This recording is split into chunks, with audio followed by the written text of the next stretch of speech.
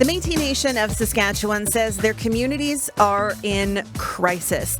They've declared a state of emergency to address issues with alcohol, drugs, gangs, and violence. Today on Blue Sky, we're going to check in with leadership from Métis Nation Saskatchewan, and we're going to find out what the problem is and how declaring a state of emergency might help. We'll also take you to Pine House to learn about an addictions program that's finding success connecting people with their land and their culture, and also someone who's been through it as well. If you have thoughts, we'd love to hear them as well. Call 1-800-716-2221 or send us an email, bluesky@cbc.ca. First off, I want to start with an email related to yesterday's show. We were talking about if our healthcare system was broken and what some potential solutions would be to fix it. The email comes to us from Jack Walton in Saskatoon. It says, thanks for this engaging discussion on an important issue within Saskatchewan and beyond. First, the Dr. Jane Philpott model is bang on and needs further promotion, and I suggest her as a possible guest on a future program.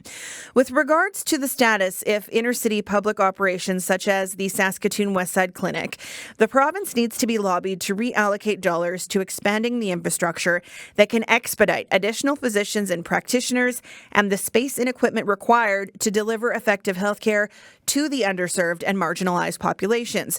It will shore up effective approaches to the homeless issue facing inner cities. Sadly, the provincial government is unfocused when it comes to this urgent need. So thanks to Jack Walton for that email. And if you ever have thoughts on a show, we'd love to hear them. You can email us bluesky@cbc.ca. Today, we're going to talk about the Métis Nation of Saskatchewan. They represent the political, socioeconomic, and cultural and education interests of Métis people in our province.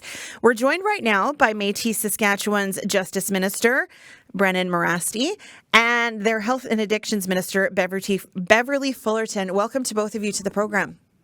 Good morning.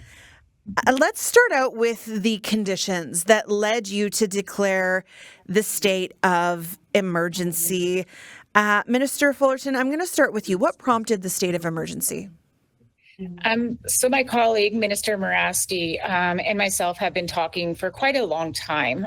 We are noticing the gaps within, our systems, the hardships that our communities and our people are facing. We are well aware of, the lack of cultural safe spaces for our people to come together and find healing and find treatment in a new and specific way for our people.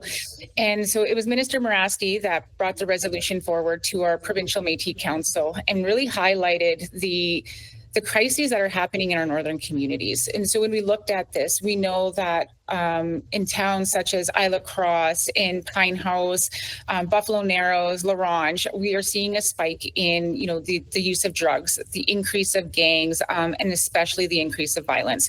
We notice that in these northern communities, they don't have the resources and the supports like urban centers have or in the south. And one of the things with Métis Nation is we really know that you cannot compare all of our communities the same and put them all into one box and address these issues. So when we start conversations and we're talking about this, and Minister Morasti and myself both have lived experience. We've both gone through different journeys, whether it was, for myself, I'm a recovering addict. I've done federal time in prison. I've lived the street life. I'm an ex-gang member. And so when you have systems dictating how we can help our people with certain programming or funding cuts, we see where the gaps are.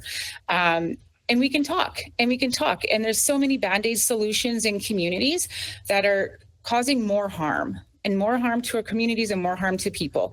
So by calling a state of emergency, we are acknowledging that the talk needs to now turn into action.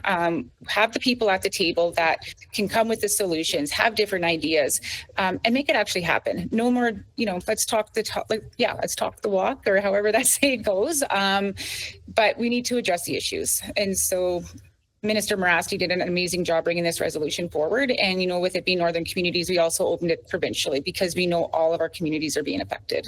I want to get to what the reaction was when you brought it forward in just a minute. But Minister Fullerton, I wanted to just talk a little bit about your own experience, because you say with your full chest, very confidently, what you've been through. You say, I'm a recovering addict. I have done time. I was in a gang. What worked for you to get to a place of leadership? Yeah, so growing up with intergenerational trauma, and this is what I speak very openly about it, because we should not be shaming our people anymore that have lived through, struggles or abuse. And so having myself, surviving child abuse, sexual abuse, being in the foster care system, a juvenile delinquent, and a survivor of domestic violence, all of the things, being in the street, being in a gang, a lot of that really had to do with I didn't have a connection to community. I didn't have a healthy family. I didn't have those opportunities that a lot of families that don't face these struggles had, so being read a story good night and being told I love you every night before you go to bed and when you get up in the morning. Not everybody has a privileged life. And so in 2011, I was sentenced to a federal prison term. And through that, I got to connect with Indigenous culture. I got to connect with elders that treated me as a human and didn't see who I was on a paper and created more barriers for me. I've been on welfare. I know how that system does not help people move forward. It keeps you stuck where you are. There's no growth. And when I came back into community, I had to determine myself that I didn't want to live that life no more. There had to be something better. There must have been a place. I knew Creator had a plan for me. And so it was hard. And, it takes a lot of work. It takes a strong support system. It takes being really honest with yourself and knowing that you're going to have hard days, but, having the tools that are going to get you through the next stage. And so the supports that I found were supports that acknowledged me for who I was. And coming back into the Métis Nation, I've always known I was Métis. However, when you lose your path, you start to lose those connections as well. And I remember going back to the Back to Batoche event in, 2018, somewhere around there. And I connected with our President Glenn McCallum. And he remembers me from when I was 17 and going through a hard life. And he's like, welcome home. We're here for you. And from that moment on, I started participating. I started, being more involved and coming to the events and coming to the communities. I visited Pine House. I visited, down south and finding that community. And that started giving me pride. And I started feeling a purpose. And in 2018, I also found my voice. I have all this experience. I'm not going to hide behind shame and not share my experiences, because here's the thing, people can change. And if we are stating that programs and land-based healing and we know how to help our people, if we're going to do all of this and keep labeling our people that they'll never change, we're not going to be, successful and efficient in helping our people. So I openly share all of my struggles, all of my crimes, everything that I have done, because I've also was not in a good place. So I also know what worked to get me out of there. And that's what I want to give back to our communities. Did going to jail change everything for you? Not the first year. First year I was still in denial. I wanted Fair to, enough.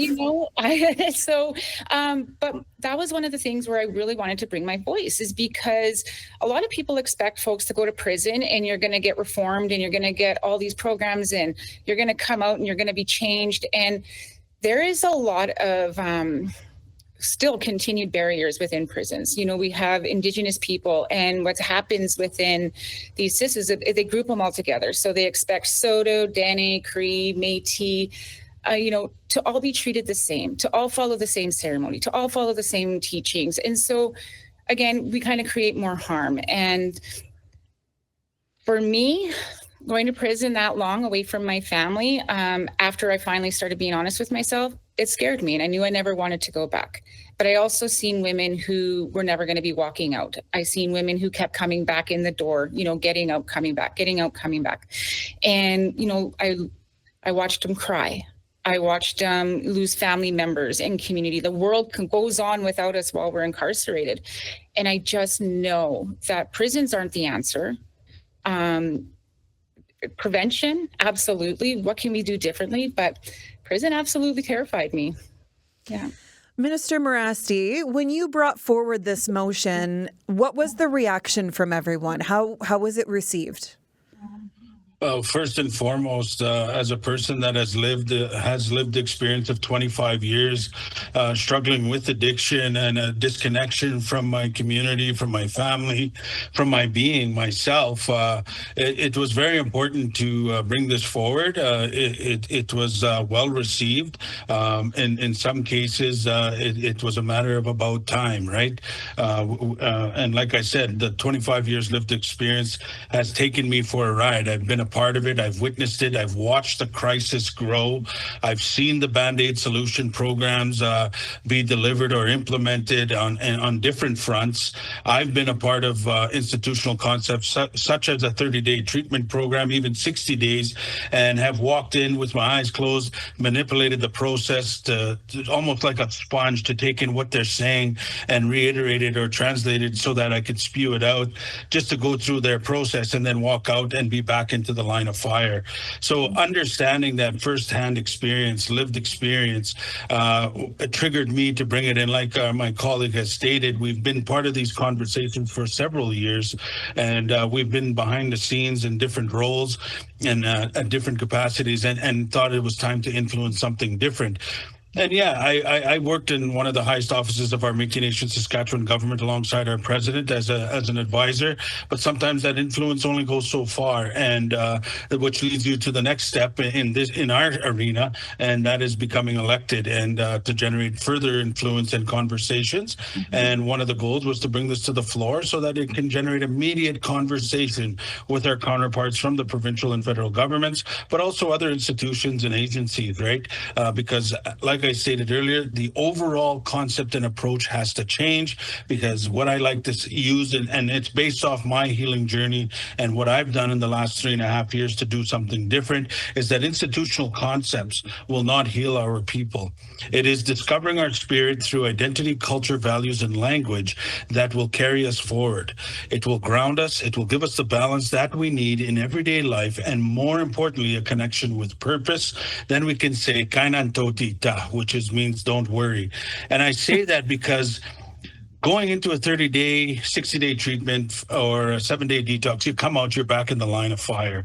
You need to be in a safe space to be able to grow, because a lot of this is we don't know how. And it stems from those generations of intergenerational trauma. Like my late father, who was a survivor of the Alacross Residential School, but I didn't know that until after he passed. Mm-hmm. And that's how closed and sheltered he was. And the experience that he endured, I learned after his passing, which helped me connect the dots as to his choices he made while our family was being nurtured and growing, or lack of nurturing.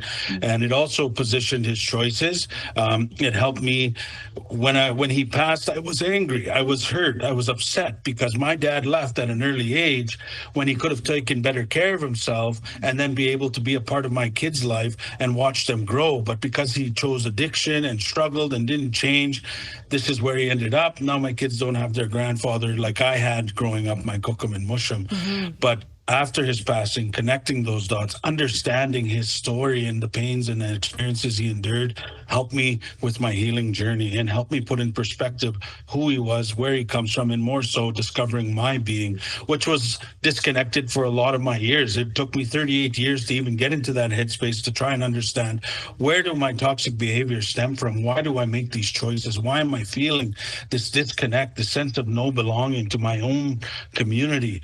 I was putting it out on the world to make me feel part of the process, when I should be able to find the confidence and strength internally with my spirit, which I did this go around. And so for 3.5 years, I don't live one day at a time. I don't take one step at a time. I live free from who I was, what I was, and I focus on who I am today with strong, high-level confidence, because I'm proud of who I am, where I come from, what I've experienced, and I will continue to take this journey to other levels and with influence within the new role that we have. My goodness, you should be speaking to schools and kids and everyone. I feel like you just gave me the best inspirational speech. I'm wondering, though, when you say you manipulated the process, because I feel like that's something that is not unique, what do you mean by manipulating it so that you can get in and get out? Well, addiction teaches you to take shortcuts. It teaches you survival. I used to sit there on Facebook Messenger every night when I was using drugs and sitting alone at home. Well, how am I going to get my next flap or gram of cocaine, right? Or of crack cocaine? The latter part of my experience was with crack cocaine and a lot of alcohol, but I used to sit there. Whoever had a green light, the story went on. I would lead, I would lay the story out, the pitch, and then I'd reel them in, and boom, I would borrow more times than one, $10,000, if not greater, from certain individuals over a period of time.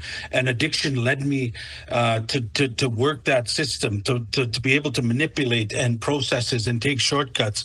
I remember being on social welfare after being evicted from the sheriff, 300 and some dollars a month. Well, I got to figure out the system and how I can access more. Boom, boom, boom. The thoughts start working. Lo and behold, I'm receiving over $1,200 a month from welfare. On top of that, I'm getting every 2 weeks an EI check for the next year. So those types of processes take place when you're in that headspace of addiction. And coming into treatment centers, I used to get kicked out with my garbage bags. I've upgraded to bins now, but I used to get kicked out with those garbage bags. And in order to get back into that comfortable space with my spouse, I needed to manipulate it. I said, well, I'm in detox. I've been here 7 days. I'm feeling good. I slept it off. I feel better. I'm ready to come home. I would sell it. I would pitch it and like bet nobody before. And I would be back home in a matter of days. Same thing with rehab. I'm going to go stay with mom for 30 days in North Battleford. I'll go dry out and detox there. I don't need to go to a treatment center. And not even 17 days in, I was crying, begging to come back home. And I did get my way. And that's part of it, right? Addiction teaches you that, the manipulation, the shortcuts. And that's something on this healing journey. I had to change my mind on how I think, how I feel, how I behave, and more importantly, how I react to everything in life.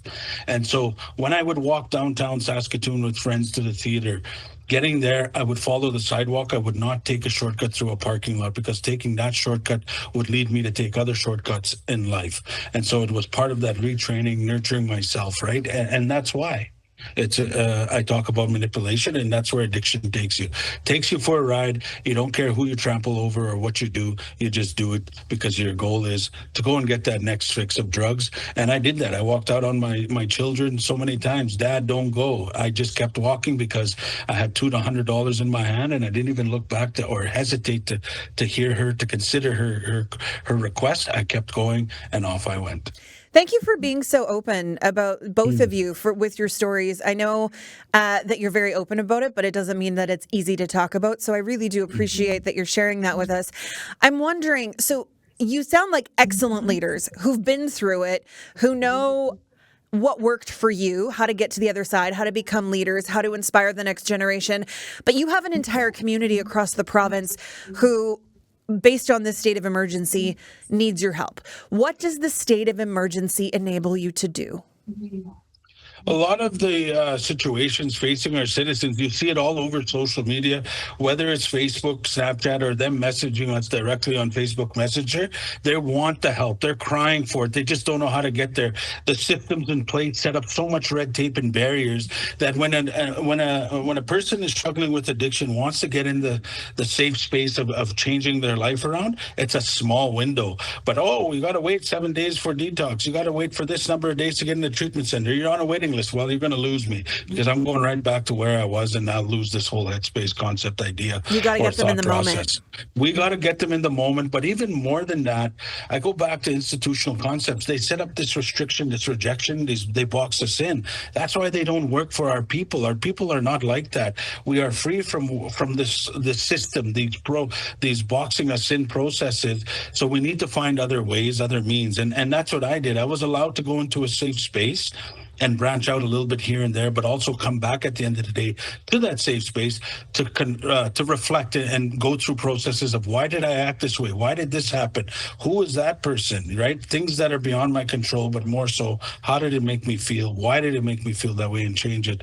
But right away, the conversations need to happen. Overall, we've observed what's going on because we've lived it. We've been a part of it. We now see it from a different lens, more focused and dialed in. It's time to change the concepts, the approach, the conversation. Minister Fullerton, when it comes to the reaction, because it's been a few days since this was declared, what have you heard so far from the province, from the feds, and just generally from the community? Absolutely. And so when we look at this and having the talks, the province and Canada are willing to keep talking. We are looking at ways to move forward. And so within Métis Nation Saskatchewan, we do have programs, we have resources, we have regions and locals that are doing everything they can with the capacity that they have. And so when we speak about, getting these programs and services out to a further reach. Like, we have mental health and addictions within our nation. We have outreach workers that are in Regina, Saskatoon, and Prince Albert in the urban settings. We have a mental health line that you can call and connect. We have resources to get folks connected with, counseling and therapy immediately. We're supporting them that way. We have MAFAMIs throughout the province, that are experienced in getting folks, connected with the right resources, except it's still it's not enough. We know that there's other organizations and communities trying to have the same outcomes, helping people, saving lives. And one of the problems that happens in these communities, you have all of these nonprofit organizations that are trying to do good work, trying to work together, but they're all fighting for the same pot of funding. Yeah. And then, and that's the other awful thing with the funding, the way it's set up, is you could have a great program, you could be doing land-based, you could be doing all these cultural activities, it's getting traction, people are feeling connected, they're coming out. April 1st, 2026, funding's cut, it's done. So we need to be looking at more of a sustainable way of funding. We need to find more ways to get creative, to have more beds available, whether that is a cultural space, because one of the things that Minister Morasti and I also agree on is what worked for me might not work for you, and my journey might be different by that one. So we don't want to box people, and we want to be able to offer more suggestions and more solutions. And right now, like, if we're looking at having a land-based healing lodge within Saskatchewan, capital dollars. And here's the other thing, we look at funding, we can get capital dollars, but what's operational funding look like? We get operational funding, but we can't get the capital. We need to come together and get realistic about the gaps and the issues. I know we can do, we're ready to deliver. We have an amazing team, so many staff working on the ground. We have our local presidents, in Saskatoon, we have Comfy. They have so many supportive living. In Pine House, they have the Musqueam Wellness. Like, we have programs that are working. We just need the support to expand it. So what would lifting that look like? How would you get to a point where you would lift the state of emergency? What needs to be accomplished?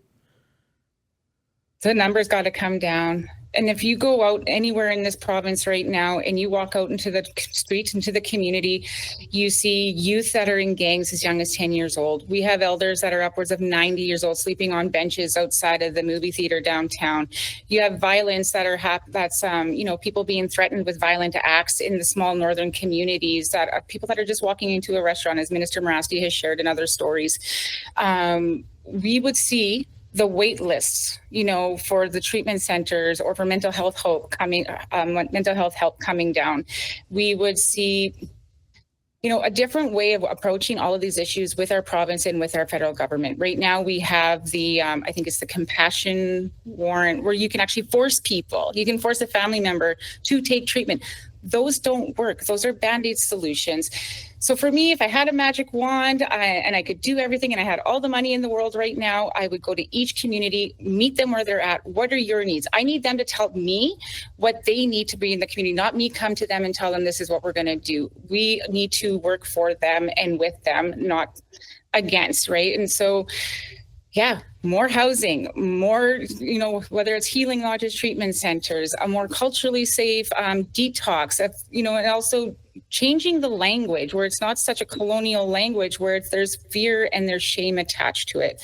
I want to see families thriving. I don't want to see our overrepresentation of Indigenous people in the prisons and in the childcare welfare systems. We'll see an increase of, people getting their education and more pride. The state of emergency is not going to be completed in 6 months, but there shouldn't be a reason why we have to wait another year, 18 months or 5 years to get the process started.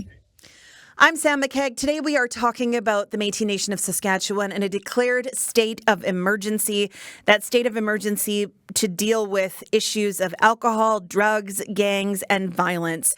We are now going to head to Pine House to learn more about the Musqueam Lake Wellness Camp, also known as the Recovery Lake Program.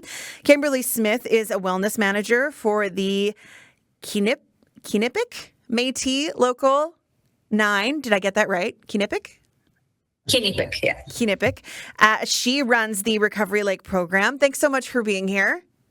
Hi, thanks for having us. And Joel DeRocher knows firsthand how successful this program can be. He went through it 2 years ago. He now works as a language and culture teacher at the Pine House High School. Joel, welcome to Blue Sky. Oh, he is muted. We will get him to unmute. So you've both been listening. I'm wondering what stood out to you from my conversation with Ministers Morasti and Fullerton. I will start with you, Kim. What stood out the most is I like the approach of lived experience, speaking on behalf of the people, but also having their input on what it looks like in terms of having solutions. So I actually have Beverly's messenger pulled up here so I can connect with her after this. If our communities are to have input, is to actually push that and speak it out rather than us waiting for leadership and higher up conversations to come to us. And so I think what stood out for me is taking a proactive approach in what solutions look like for our area. Joel, what about you? What stood out to you? I cut out there for a few seconds. Is it regarding what the other two were talking about? Yes. You know what? I went to school with Brennan. I know exactly what he's talking about. I'm what he was talking about with manipulation. That's exactly how the addiction life goes, and I've done that. Obviously not proud of it, but there are things that are associated with that, and I related to him 100%. I've seen him at his worst, and he's seen me at my worst, and it's something that wasn't too long ago, and now we're both in positions of leadership, and it's up from here. And I fully agree that there is a crisis. You see it every day, and it's not just the Northwest. It's everywhere. I don't know why others don't see that. I don't know why they're not doing anything. It's questions that I'm sure they're in Regina somewhere. Yeah. Joel, when you think back to the position that you and Brennan were in, even 10 years ago, do you think that you would have been able to envision the life you have for yourself now in this position of leadership? You know what? I was in that position already. Really? I was a board member. I was a leader in the community, and with choices that I've made, took that away from me. I had to step down from boards. I had to let go of a position at the school and pursue something else because of that relationship that was tarnished at that time. And it's now with hard work, I'm back to where that like I had it in me to be that person who I am today. It was just addiction. It's hard. It's a battle in itself, and it's multifaceted, and it's not just one thing. You need to work on this, work on that, and with help with Mushko Lake, that's where I am today. How have you seen addiction impact your community? You work in the high school. You're seeing kids come up through this. How are you seeing this impact? You said you agree there's a crisis. Yes, I'm actually a village councillor today, so it's my first term.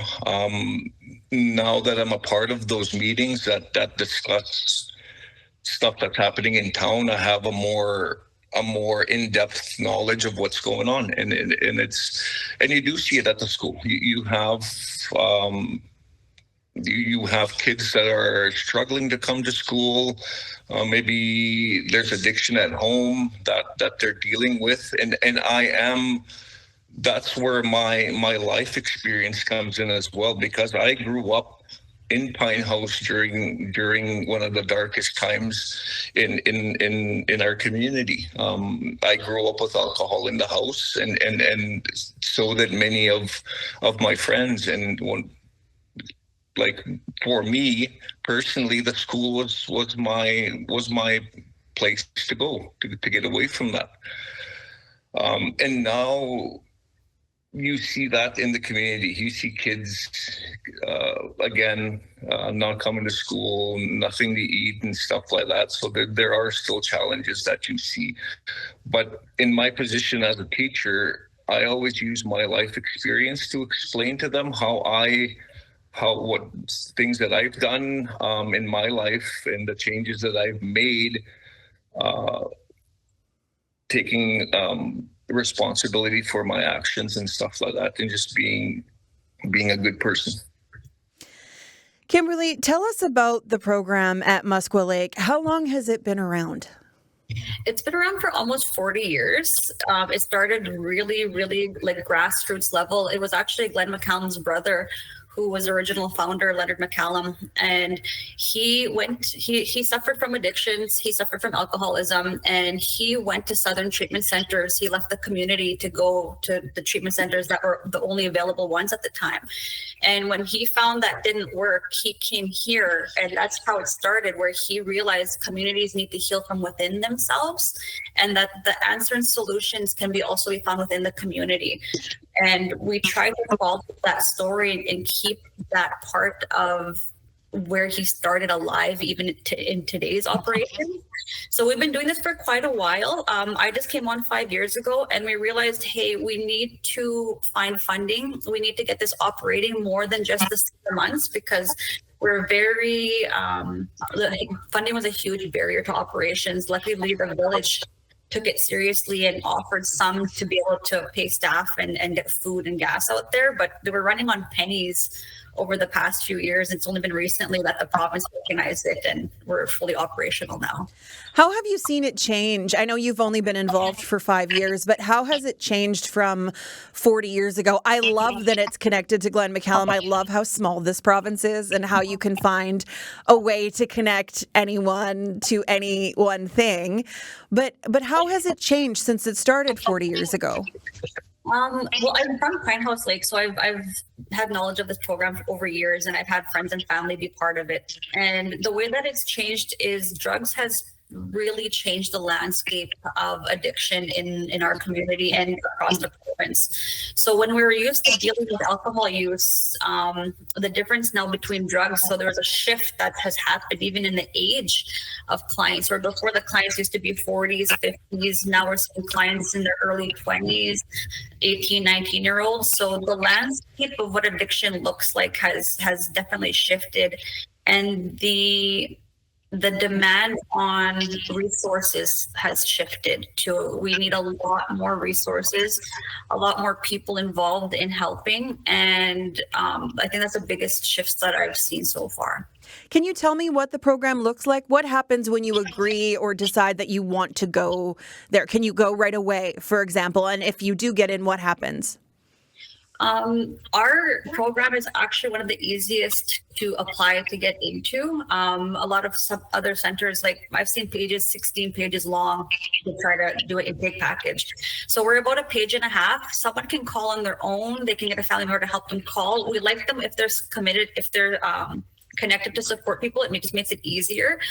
And once you're in, we have a flexible intake, because I know some people can't come 2:00 on a Tuesday afternoon. They might need to come Friday because of this going on. The flexibility of our program is, I think, very unique and has been very helpful in how we do things.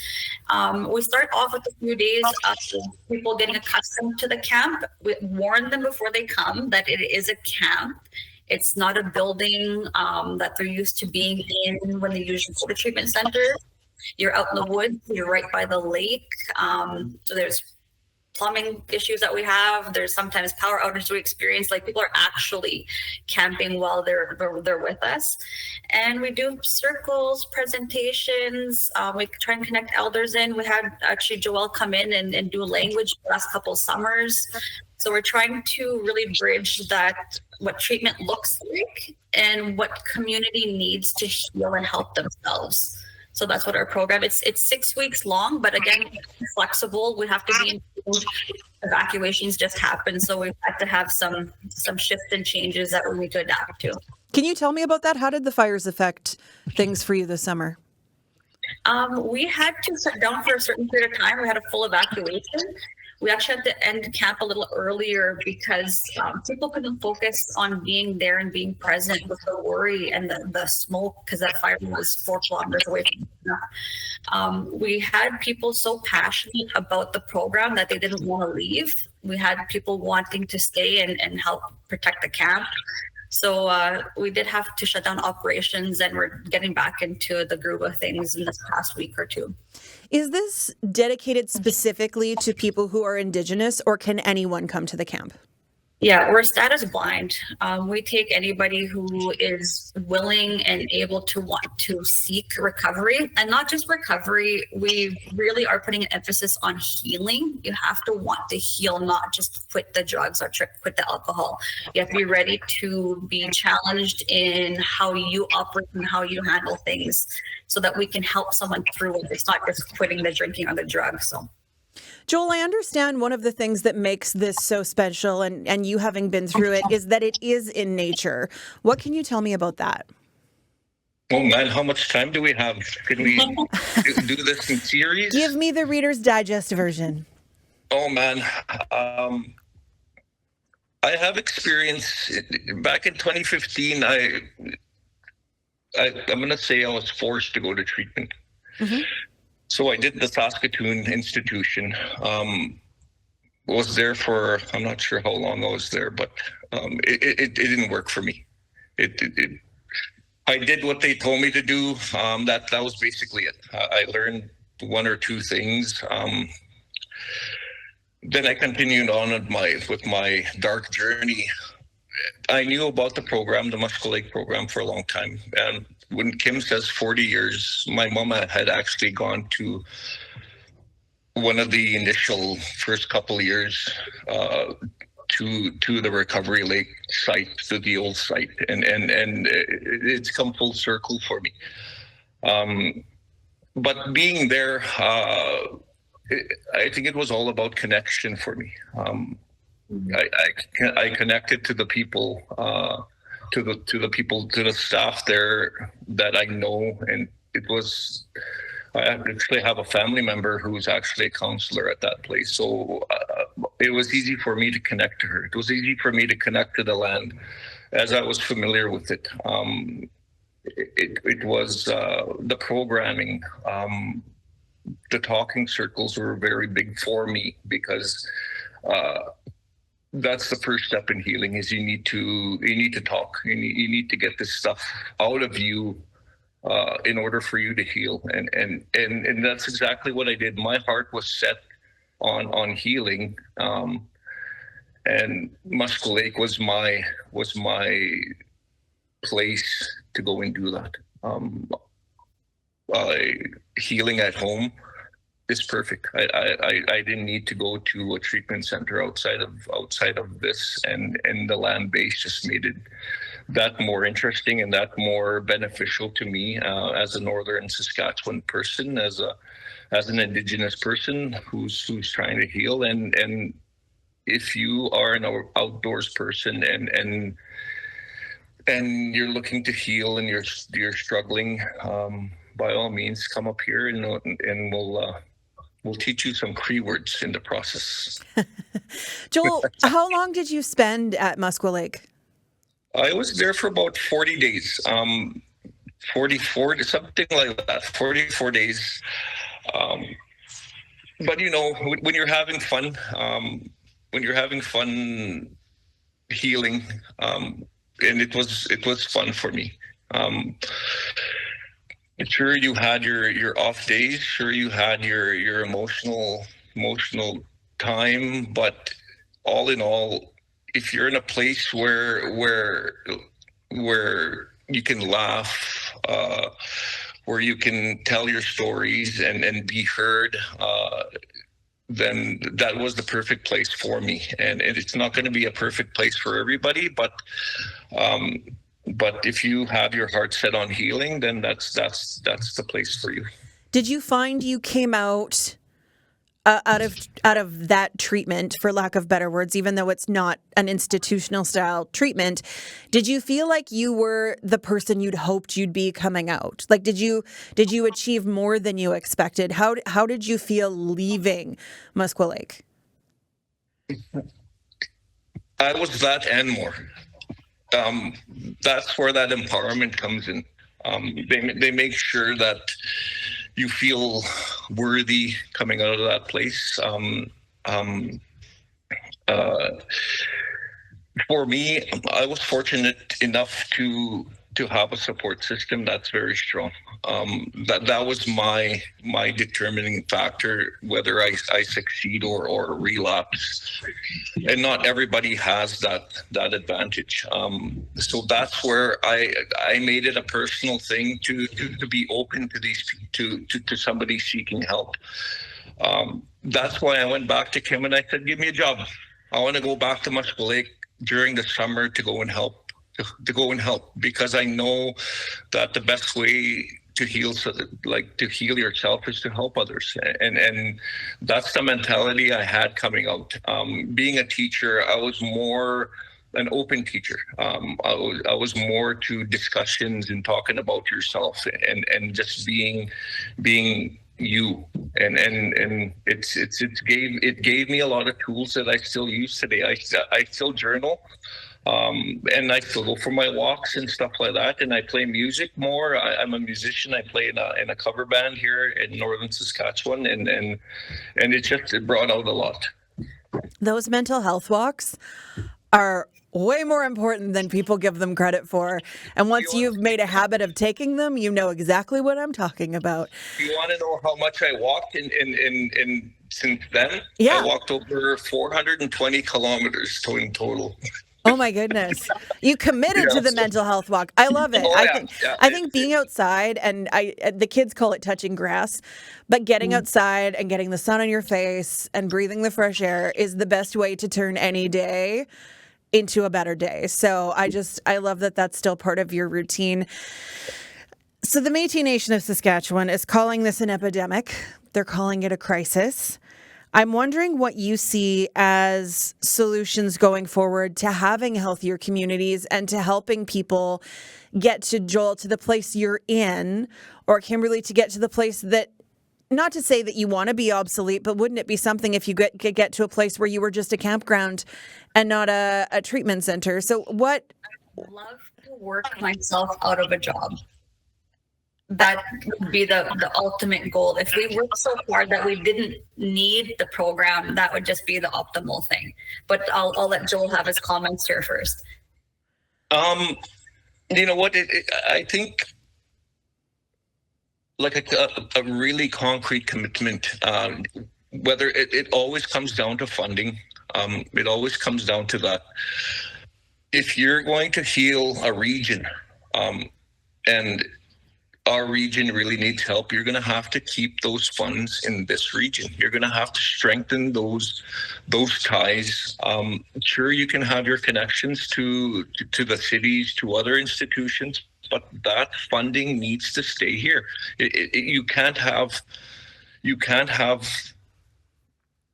monies that are promised somewhere else go somewhere else. You know, how can that remedy something in this region when all their assets are taken elsewhere? So I think that has to be a big commitment, and whoever is committing, whether federal, provincial, or even the Métis Nation, needs to keep that support localized. Yeah.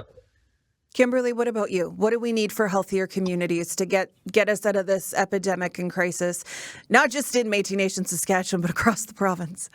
Across the province, and I always think kind of like a wider set area. I know what works for us might not work for other places, but I think that a lot of the issues that you see in southern urban centers is congregated from people from smaller communities. So I am really an advocate for decentralizing services because our rural remote communities need that opportunity to heal from within. Preventative work. We talk about the issues of gang, the violence, the addictions. Those are symptoms of a deeper rooted issue. So until we get to that deeper rooted issue, we're always creating jobs for ourselves. So a deeper preventative initiative, as well as the aftercare component, like our program has started on that path. We don't have the resources. We don't have the current capacity to go as far and as deep as I'd like to see us go. I would love to see where we started modeled in other communities. I know surrounding communities have expressed interest in wanting to do what we've done. I think support in doing that for other communities, rather than have, 10, 20, 30 people head down to a treatment center. Why not have those 10, 20 people within our interconnected communities supporting each other? So I think funding is certainly tied to it. I think preventative and aftercare components and protective factors in youth. We need to cut it where it begins. We're right now still dealing with a lot of the after effects of the issues that we need to actually address. I think there's something to be said too for healing at home and seeing other people heal, which in turn makes other people see what's possible, which may send them through their own healing journey, which just turns into this beautiful circle of health and happiness. Thank you both so much for sharing. Yes, you have to be very quick, Joel. We are almost out of time. Okay, real fast. We're signing an MOU with the English River First Nation, and one of the first things they talked about was the Musco Lake Wellness Center. They see an epidemic and they see how successful it is, and they want to be a part of it. So and we're signing that actually in about 3 minutes. So. Oh, okay. Well, no time like the present. Exactly.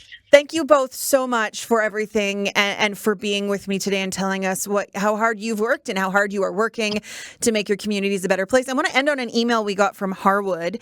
It says, if anyone's been listening to these frontline experiences from Indigenous peoples now in leadership roles, what is the narrative? These people who've come through trauma and are capable of leading need to be in the Saskatchewan government in positions of authority.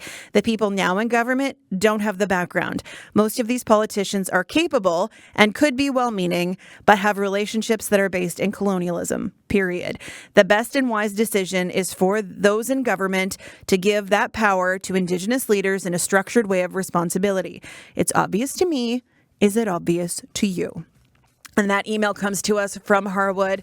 Thank you so much to our guests today. Kimberly Smith runs the Musqueam Lake Wellness Camp, and Joel DeRocher is a graduate of the program and a language and culture teacher at Pine House High School. Thank you all so much for being here today.